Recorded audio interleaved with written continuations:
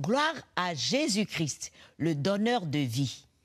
Eh bien, à vous tous qui avez la grâce du souffle pour respirer encore, bonjour et salut, Pasteur Kofi. Je te reçois, Massi. Amen. Et je garde le sourire et puis la bonne humeur aussi. Tout à fait. Et avec tous les amis du Club 700, vraiment, c'est un plaisir de savoir que vous êtes toujours là. Et nous disons vraiment merci au Seigneur. Toute l'équipe vous reçoit ce jour au Club 700. Et nous allons retrouver Michael avec Yann Zinga, un entrepreneur, éditeur et en même temps écrivain, qui parle avec passion de son livre intitulé, écoutez bien, Le chantier de la mentalité. Ça, c'est très important. J'aime bien le titre, mais suivons. Bonjour Yann. Bonjour. C'est une joie pour nous de te recevoir dans le Club 700. Merci beaucoup. Voilà, et nous sommes là aujourd'hui pour parler d'un ouvrage. Voilà, tout de go. On rentre dans le plein sujet, mais avant, peut-être déjà te présenter. Merci beaucoup. Alors, je m'appelle Yann Zinga. Je suis chrétien. Je vais commencer par là. Je suis enfant de Dieu et je suis entrepreneur. Et donc, actuellement, j'ai une maison d'édition qui existe depuis cette année, donc en 2023. Et je suis directeur commercial au sein d'une entreprise qui propose des solutions d'entreprise d'applications digitales. Et je suis aussi auteur du livre Le chantier de la mentalité. Qui est d'ailleurs le premier. Oui, c'est le premier livre que j'ai écrit, oui. D'accord. Et déjà, quand on campe le décor de cet ouvrage, Oui. On a le titre. Mais pourquoi le chantier de la mentalité? Pourquoi le chantier de la mentalité? Bon, parce que je pense que la mentalité, ce n'est pas quelque chose qui se forme, qui se fait automatiquement. La mentalité, elle varie ou elle peut évoluer, parce que ça dépend, hein. On peut aussi avoir une mentalité figée. Mais je pense que c'est quelque chose qui évolue dans le temps. Donc, pour que nous puissions justement avoir cette mentalité que nous désirons, nous devons entreprendre des travaux et que nous appelons un chantier. Et donc, dans les quelques lignes du livre que j'ai eu à parcourir, je me suis rendu compte qu'il y avait l'accent mis sur des éléments très importants comme l'humilité. Voilà, donc d'où est venue l'inspiration? Pourquoi cette sélection en fait? Étant chrétien, il y a un certain nombre de valeurs que nous sommes censés véhiculer. Et ce que nous avons voulu mettre, c'est ce que nous avons voulu diffuser dès les premières lignes, c'était mettre l'accent sur ce qui est essentiel et ce qui est important. Donc, nous avons mis en avant certaines valeurs telles que la crainte de Dieu. Vous avez cité l'humilité. On a aussi la loyauté. Nous avons l'importance d'être anti-corruption. La Bible dit la crainte de Dieu est le commencement de la sagesse. Et pour construire, on a besoin de sagesse. Pour construire sa mentalité, on a besoin de sagesse. On a besoin vraiment d'avoir cette sagesse-là. Et cela commence, le meilleur moyen pour l'avoir, plus simplement la sagesse, c'est d'avoir la crainte de Dieu, parce que naturellement, il y a une forme de sagesse qui découle de cela. Et après, au fur et à mesure, quand on lit dans le livre, on évolue avec un certain nombre de valeurs telles que la loyauté. De plus en plus, la loyauté devient rare. C'est difficile d'avoir un ami loyal. Très peu sont loyaux, autant pour moi. Donc, il y a ces réalités aussi que nous avons voulu... voilà. Quelle est la véritable cible? Est-ce que c'est une cible à défaut chrétienne, ou est-ce que tout le monde peut se retrouver effectivement au travers de ce bel ouvrage? Et c'est vrai que quand on avance dans le livre, justement, on va sentir que l'auteur, il est chrétien. Il n'y a pas des versets bibliques sur toutes les pages, c'est vrai. Il y en a quelques qu'on a mis de manière stratégique pour aussi passer par là pour aussi évangéliser. Parce que derrière, ça reste un outil aussi d'évangélisation, bien que ça soit un peu de manière subtile. Donc la cible, c'est l'humain dans son ensemble. Parce que je pense qu'il n'y a pas d'âge pour entamer le chantier de sa mentalité. Excellent. Et si il y a quelque chose qui a attiré mon attention. Oui. L'histoire de John. Vous êtes passé par l'histoire de John. Maintenant, pourquoi as-tu choisi l'histoire de John? Oui. Alors, l'histoire de John arrive dans le chapitre, je pense, sur les addictions. C'est ça. Et alors, je me souviens, on était au collège et on avait la période d'émulation où on donne les résultats. Et donc, moi y compris, Donc, John, c'est un ami qui existe vraiment. C'est une histoire vraie. Mais bon, aujourd'hui, c'est devenu quelqu'un que je peux pas, c'est pas autorisé de citer son nom. Mais ce qu'il va faire, ce qu'on avait fait, c'est que on est parti derrière les bâtiments de l'école. Et dans l'ambiance, on a pris on a allumé il y avait quelqu'un qui avait des cigarettes, du coup on a allumé, on a commencé à fumer. Seulement, c'était un piège pour une personne. Parce que nous tous, même moi y compris, j'ai arrêté. C'est la seule fois que je l'ai fait. Mais il y a un parmi nous, il s'est retrouvé attaché à ça. Et il a continué. De la cigarette, il est passé aux drogues dures et vraiment, ça a complètement détruit sa vie. On voulait montrer dans ce chapitre dans cette histoire, que la plupart des gens qui se retrouvent dans des prisons d'addiction commencent par des instants de joie, des instants d'euphorie. Ce n'était pas l'objectif de devenir addict à ça. Ce n'était pas leur mentalité du moment. Oui, ce n'était pas forcément pour que je devienne un drogué. Mais parfois, on était à une fête, on me l'a donné comme ça. Et voilà, et voilà, pour John, malheureusement, ça s'est terminé d'une manière... je souhaite que ça change, s'il est encore là, voilà. Mais par la grâce de Dieu. Par la grâce de Dieu, je crois et je prie pour ça, qu'il change. Mais aussi, il y a plusieurs John aujourd'hui dans la société. Il y a des futurs John, il y a des John actuellement, des personnes qui sont tombées dans des addictions, alors que ce n'était pas l'intention. Je pense que souvent, c'est le cas. C'est aussi profiter pour dire qu'il y a des solutions qui existent. Dans le chapitre, je propose des pistes. On peut se référer à son pasteur, à voir des spécialistes. Mais en tout cas, on ne combat pas une addiction seule. Il faut savoir, il faut s'entourer, il faut se tourner vers les personnes compétentes. Excellent, je pense qu'on a fait le tour. Déjà, te souhaiter le meilleur pour la suite. Mais merci et que beaucoup. Dieu continue de bénir cette belle plume qu'il t'a donnée de pouvoir exprimer sur les pages blanches afin de les remplir et qu'elles soient, n'est-ce pas, une bénédiction ineffable pour les générations et les personnes qui seront au contact de ces œuvres. Merci. Juste une dernière phrase. Je pense que je profite de ce canal pour le dire. J'aimerais encourager la jeunesse chrétienne à utiliser les dons, surtout les dons liés à l'écriture. C'est un puissant instrument. Les écritures, je peux dire qu'elles sont éternelles. Et les paroles partent, mais les écritures, elles restent. Et nous pouvons justement laisser un impact et une trace de notre passage au travers des écrits que Dieu place dans nos cœurs. Pasteur, ce livre vient à point pour nous rappeler combien il est important. De se souvenir de quelqu'un. De celui qui est né de nouveau, comment il doit avoir une certaine mentalité. Comment vivre. Mentalité renouvelée. Tout à fait. Parce que le problème, c'est que quand on vient en Christ, comme il est dit dans la parole, nous sommes une nouvelle créature. Les choses anciennes sont passées. Voilà. Mais ce qui est important ici, Massi, c'est ce que je relève dans la pensée de l'auteur. Oui. Quand il parle de mentalité, je rejoins ce que la Bible dit, celui qui réfléchit sur les choses trouve le bonheur. C'est dans le livre de Proverbes. Proverbes, oui. Celui qui réfléchit sur les choses trouve le bonheur. Trouve le bonheur. Donc, il y a un problème de changer de mentalité quand on est né de nouveau. Et de réfléchir sainement avant de parler. Avant de parler. Parce que la Massi d'avant parlait trop vite et faisait trop de commentaires trop vite. C'est pas moi qui... Et voulait vraiment avoir toujours raison. Ah bon? Mais en Christ, oh là là, il y a eu un changement, il faut faire attention, roule ta langue 7 fois dans ta bouche. Avant de... C'est Massi qui le dit, hein, les amis. En fait, je dis la vérité parce qu'on est renouvelé par Christ. Tout à fait. Le Saint-Esprit fait le travail intérieur. En fait, les amis, ce que nous voulons dire, ou bien ce que nous sommes en train de dire, c'est d'avoir une mentalité renouvelée. Parce que lorsque la mentalité est renouvelée, on réfléchit sainement. Et ça, c'est très important. Et comme je l'ai dit tout à l'heure à Massi, la Bible dit celui qui réfléchit sur les choses trouve le bonheur. Et celui qui se confie en l'Éternel est heureux. Est heureux. Voilà. Et est protégé. Protégé, tout à fait. Qui n'a pas envie de bonheur? Tout le monde. Qui n'a pas envie d'être protégé? Alors les amis, alléluia. Ne quittez pas, restez avec nous. À tout de suite.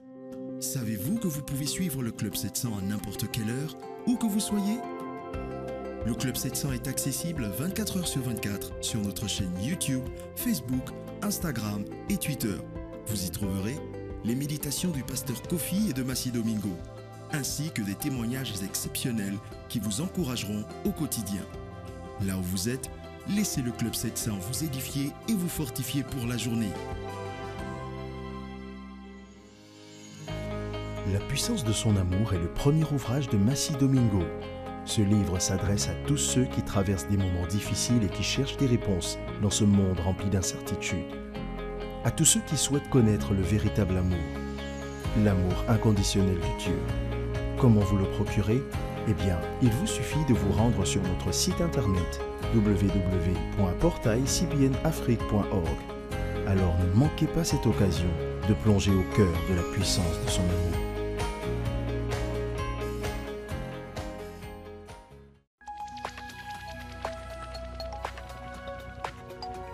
Si vous avez des questions spirituelles, des besoins de prière ou même si vous avez besoin de conseils, n'hésitez pas à nous contacter aujourd'hui au numéro suivant.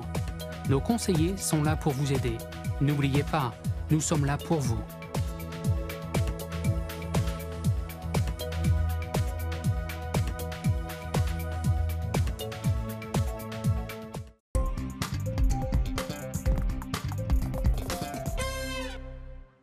Les amis, bienvenue au Club 700 pour suivre le parcours de Gian qui, depuis son jeune âge, voulait plaire et servir Dieu. Mais il n'avait vraiment pas la révélation de Jésus-Christ pour une transformation réelle. Qu'est-ce qui s'est passé? Difficile à imaginer, n'est-ce pas? Mais regardez la suite.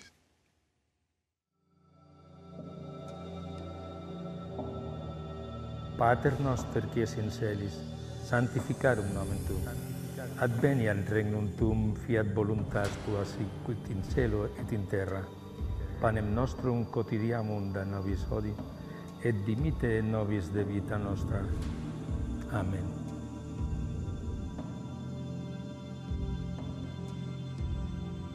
Depuis que je suis jeune, je désire sincèrement servir Dieu et le connaître. Jusqu'au moment où je me suis heurté violemment à la vérité et où j'ai découvert que lui était venu me chercher.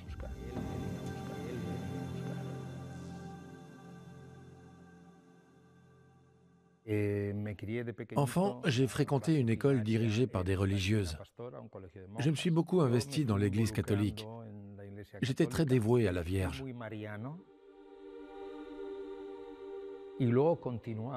Plus tard, j'ai servi d'enfant de chœur à l'église quand c'était mon tour. Je me souviens que lors des processions, je portais la grande statue du Christ. Pendant de nombreuses années, j'ai donc servi l'Église catholique au point d'entreprendre de devenir prêtre.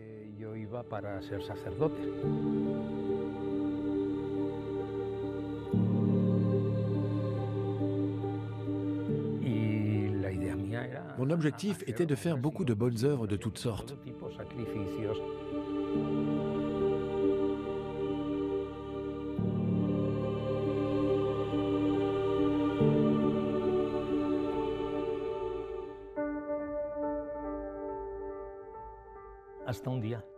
Jusqu'au jour où le pasteur Don Smith est passé dans ma rue et a rencontré ma mère par hasard. Il lui a donné un tract et l'a invitée à l'église. L'une des raisons pour lesquelles j'ai décidé d'y aller était d'essayer de convertir tous ces hérétiques protestants, enfants du diable. J'allais les convertir au pape, à la foi, à la vraie religion.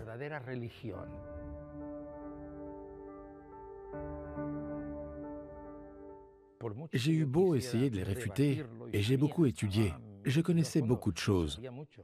Mais j'ai eu beau essayer de les réfuter, la Bible avait raison.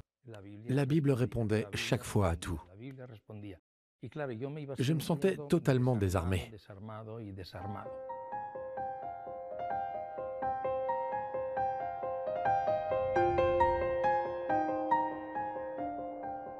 Je voulais servir le Seigneur. J'ai compris que pour le servir, je devais le connaître. J'ai donc commencé à étudier la Bible de manière systématique, de manière ordonnée. J'ai eu besoin d'1 année pour l'étudier et la contempler. La fin de l'histoire est simple. Le Seigneur m'a convaincu.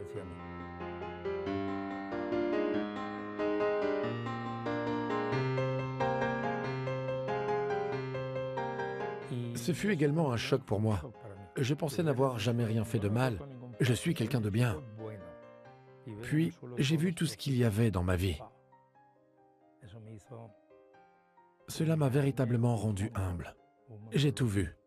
Les pensées immorales typiques de la jeunesse, le fait d'avoir menti à ma mère, d'avoir triché à l'école, et bien d'autres choses encore me pesaient intérieurement.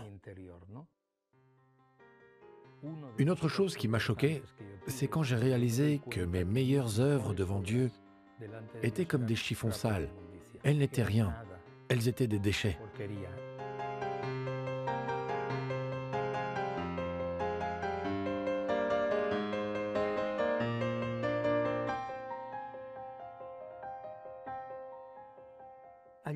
C'était comme un entonnoir qui était bouché. Toute cette saleté ne cessait de circuler à l'intérieur de moi. Je devais m'en débarrasser.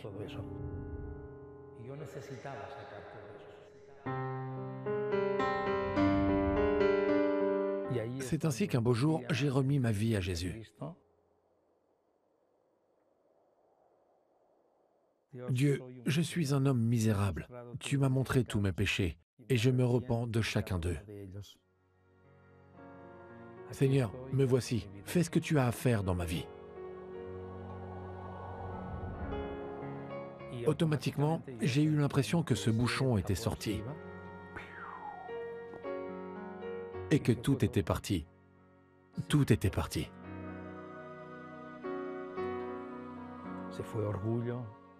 L'orgueil avait disparu, l'égoïsme avait disparu. Je n'avais plus besoin de faire de bonnes œuvres pour que Dieu m'aime.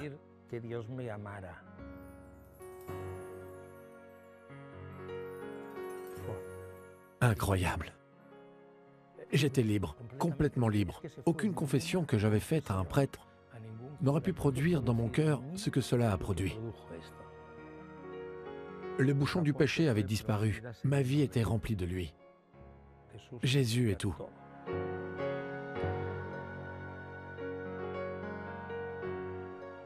La grâce est la prise de conscience que je ne peux pas le faire. Seul lui le peut. Jésus nous offre le don de la vie éternelle que si vous lui demandez pardon et si vous vous repentez de vos péchés. Voici la parole de ce jeune homme qui résonne en moi. Je voulais servir Dieu, mais pour pouvoir le servir, je devais, et il le dit, je devais d'abord le connaître. C'est un principe, Massi. Oui. C'est un principe dans le royaume, c'est un principe de vie, c'est un principe dans tous les domaines. Il ne faut pas penser que c'est seulement pour servir Dieu, même dans la vie séculière. Oui.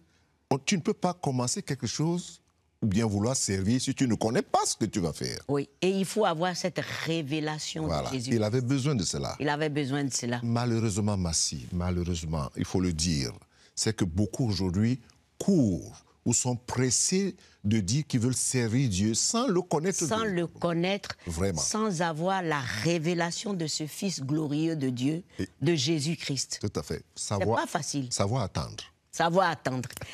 Eh bien, prenez conseil, sachez attendre. À tout de suite. Si vous avez des questions spirituelles, des besoins de prière ou même si vous avez besoin de conseils, n'hésitez pas à nous contacter aujourd'hui au numéro suivant. Nos conseillers sont là pour vous aider. N'oubliez pas, nous sommes là pour vous.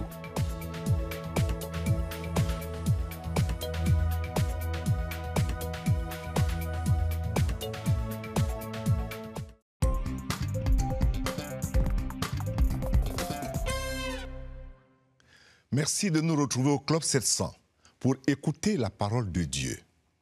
Choisir la vie extraordinaire.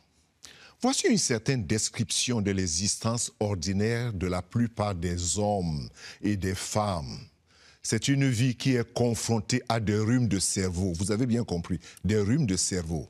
Et à des mises au point comme celui des différents moteurs aujourd'hui. Vous savez, le docteur James Thompson appelle la vie ordinaire une vie honnête.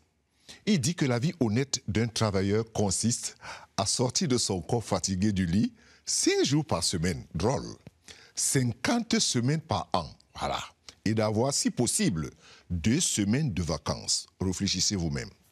Pourtant, au fond, nous voulons tous avoir une vie vraiment extraordinaire. Une vie qui fasse une différence éternelle dans la vie des gens. Nous voulons tous que nos vies comptent pour quelque chose.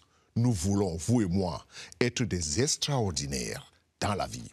Vous savez, mais la vie extraordinaire se fait en choisissant des moments extraordinaires et la décision vous appartient. Considérez un peu cette histoire de Edward Kimball, un vendeur de tapis de Boston qui enseignait à une classe d'adolescents de l'école de dimanche au milieu des années 1800. Un jour, Kimball voulait partager l'évangile avec un jeune qui était en difficulté dans sa classe. Il s'est rendu au magasin de chaussures où travaillait le garçon. Ils ont parlé ensemble pendant quelques minutes. Puis, à la surprise de Kimball, le garçon s'est agenouillé et a confessé sa foi au Seigneur Jésus-Christ. Cet homme de 18 ans s'appelait Dwayne L. Moody, qui devint le plus grand évangéliste au 19e siècle. Des années plus tard, Moody aussi conseilla un jeune homme nommé Wilbur Chapman. Sur l'assurance de son salut, Chapman est devenu un évangéliste qui a influencé un ancien joueur de baseball populaire nommé Billy Sunday. Regardez les échelles. En 1924, Billy Sunday avait été appelé à diriger un rassemblement d'évangélisation à Charlotte, en Caroline du Nord, et à partir duquel le club des hommes d'affaires chrétiens a été formé. Vous suivez les échelles. En 1934, ce club a parrainé une réunion de réveil au cours de laquelle un garçon de 15 ans a été sauvé. Son nom était Billy Graham, un homme qui a prêché l'évangile à des milliers de personnes dans le monde. Quelle différence éternelle une personne ordinaire comme moi ou comme vous peut-elle faire? Comment puis-je avoir une vie vraiment extraordinaire? Pourtant, je ne suis personne nulle part. Mes amis, ne sous-estimez jamais le pouvoir d'une personne ordinaire comme la vôtre, qui peut avoir un impact extraordinaire sur les autres. Et l'histoire retiendra que vous êtes un homme vraiment extraordinaire. Que Dieu vous bénisse. Oh, j'aime. Je voulais faire les escaliers bas. Oh, c'est formidable. J'ai beaucoup appris, j'étais loin. Voilà, donc je dis Amen, Amen à Jésus. Nous allons maintenant aller au Kenya où Lydia et ses enfants dormaient dans une hutte de fortune avec des trous partout et inondés souvent en temps de pluie. Bref, c'était des nuits d'angoisse pour toute la famille. Mais il s'est passé quelque chose. Suivez. Lydia et ses enfants vivent dans une hutte délabrée au Kenya. Cette maison est trop petite pour ma famille et elle est pleine de fissures et de trous. Quand il pleut, tout est trempé, il fait très froid. Il est très difficile de dormir. Je travaille à la journée dans des fermes. Parfois, je me réveille si fatiguée que je n'ai tout simplement pas l'énergie de sortir pour chercher du travail. Nous avons essayé de colmater les trous avec des tôles ou des planches, mais ça ne marche pas. Un jour, ma cheminée a été inondée et nous ne pouvions même pas cuisiner. J'ai senti que j'étais au bout du rouleau. Ça m'a fait mal au cœur de voir mes enfants vivre dans ces conditions. J'avais beau vouloir leur construire une bonne maison, je n'en avais pas les moyens. Les plus jeunes enfants de Lydia sont scolarisés dans une école gérée par Opération Bénédiction. Lorsque nous avons appris à quel point leur situation était difficile, nous leur avons construit une maison en briques flambant neuve, équipée de lampes solaires et d'une cuisine séparée. Nous n'aurions jamais imaginé que cela nous arriverait. Je suis heureuse de ne plus avoir à me soucier d'un toit qui fuit lorsqu'il pleut.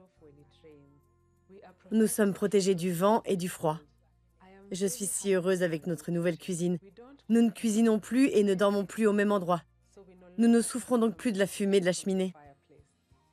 Maintenant, j'ai ma propre chambre et les enfants ont la leur. Je dors très bien et je me réveille tous les matins en me sentant fraîche et reposée. Je suis tellement heureuse maintenant. Nous sommes reconnaissants à Dieu et à tous ceux qui nous ont aidés. Que Dieu vous bénisse et vous fasse prospérer afin que vous puissiez continuer à offrir ce genre de miracle à d'autres familles.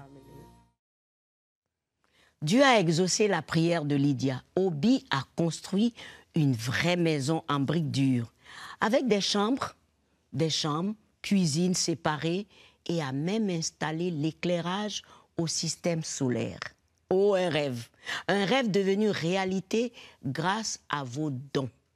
Chaque merci de Lydia et ses enfants sont pour vous une bénédiction, les généreux partenaires du Club 700. Restez bénis, pasteur. Et je dis aussi qu'il reste béni. Oui. Tout à fait, Massi. Oui. Et parce qu'il fallait le faire. Absolument. Et l'aide est venue quelque part. Oui. Pour ces personnes qui sont si généreuses, oui. qui peuvent regarder quelque chose de ce que nous faisons dans le Club 700 et qui peuvent tendre la main pour participer oui. à ce que tu appelles toujours la chaîne d'amour. Oui, et puis les œuvres humanitaires, il y en a beaucoup. Beaucoup. Il faut vraiment que chaque personne puisse faire ce qu'il faut. J'aimerais dire quelque chose, Massi. Oui. Tu sais, on ne peut pas satisfaire tout le monde à la fois. Tout à fait. Ça, c'est important. Je sais que d'autres personnes souvent se posent des questions. Est-ce que c'est seulement ciblé quelque part? Oui. On ne peut pas satisfaire tout le monde. Chacun son tour, selon les dispositions et les disponibilités. J'aime bien. Chacun son tour. Son tour, Massi, c'est important. Oui. Oui. Alors, on termine alors? Oui, tout à fait. Et c'est sur cette belle note d'amour que nous finissons l'épisode d'aujourd'hui. Et nous vous rappelons que vous pouvez téléphoner au centre d'appel à tout moment. Continuez à nous suivre sur YouTube, sur nos différents réseaux sociaux et surtout Superbook sans modération. Les amis, Dieu vous aime et à très bientôt. Mais pourquoi sans modération? Sans modération parce qu'on n'est jamais fatigué de ça. Ah bon? Parce que c'est Superbook alors? C'est Superbook. Oh là là là là. Mais tu fais pas un peu le combine, toi? C'est pour les jeunes et les vieux. Enfin, c'est pour les jeunes comme nous. Merci, Massi. Merci. Oui. OK. À bientôt. Au revoir, les amis.